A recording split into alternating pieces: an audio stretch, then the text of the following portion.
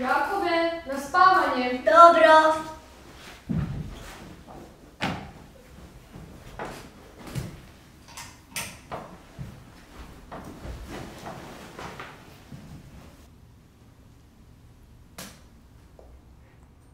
Pa onih nešto i onda pa me nešto kao uključi. A što se ja sam trebala kući.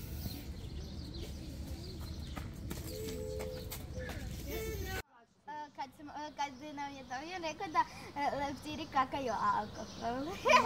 Da, jer smo vidjeli leptira kak je pokakao alkohol. I se sjećate ono kad smo svi išli na bazene i onda su... Sretan rođendan Jakove. Bog. Bura.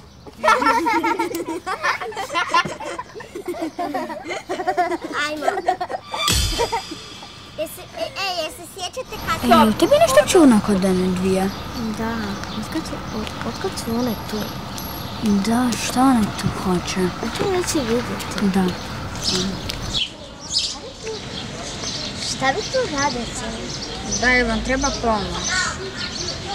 Šta vam je? Poješću vas za užinu. Ovo je bilo. One su opasne.